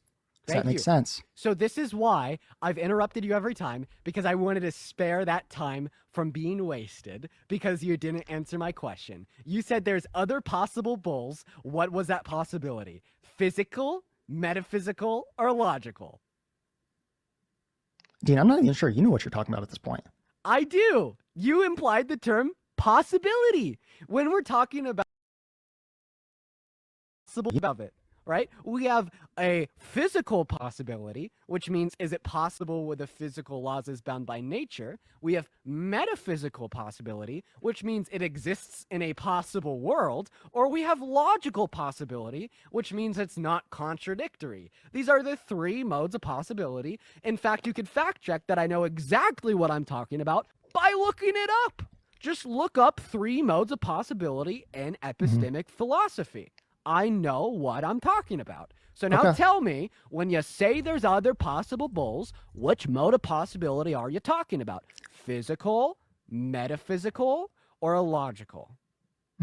So I'm not as familiar with the modes of philosophy, so I'm certainly willing to acknowledge you probably know more about the modes of philosophy than me. Based on your description of them, my best sort of estimate or whatever as to which they would fall under would be metaphysical. But again, I'm not quite certain on the definitions of all three, though I appreciate you trying to give me your best definitions of each of those. Thank I would you. have to sort of go on the basis of those that you gave me. And I would say, based on those descriptions, metaphysical would probably make the most sense. Okay, here's a contradiction in two premises and a conclusion. Premise number one, metaphysical possibility is the existence in a possible world. Affirm or reject? Let me make sure I got it right. So metaphysical possibility is the existence of a possible world? The existence in a possible world. In a possible world. Okay. And what's your question on that? Do I affirm or deny that one? Yep. Is the existence in a possible world? See, it would That's seem to what me it that a is. better, okay, just one question there. I'm not trying to be difficult here. I'm trying to keep the conversation civil. Would metaphysical possibility is the existence of a possible world? What would be the distinguishing part between those two? Because it would just seem to me that Of or if we're in? saying, Because the existence of a possible world where it occurs, or the existence in a possible world where it occurs, term is being used synonymously. Do you accept or reject? okay, if we're saying metaphysical possibility is the existence of a possible world instead of in a possible world, then I'm more comfortable proceeding with that premise. I'd say saying metaphysical possibility is the existence of a possible world. I'm okay with that one. Yep. you affirm it. Oh, now this is the zinger. This is the real zinger. You know what premise number two is? I'll tell you. Premise number two: the only possible world that exists is the world we live in. Do you affirm or reject that? Right, you actually stated this earlier, so you affirm it, right? So let me just make sure I've got it right. So premise two would be the only possible world that exists is the world that we live in. Uh-huh. Yeah. Yeah, I'd probably say the only possible world that exists is the world that we live in. I'd agree with that. Yep. Yeah, because you said it earlier. Now, here's the thing. The conclusion of this would be anything that hasn't or won't occur in the world we live in is not metaphysically possible. Yeah, I agree with that. I'm a Calvinist. Great.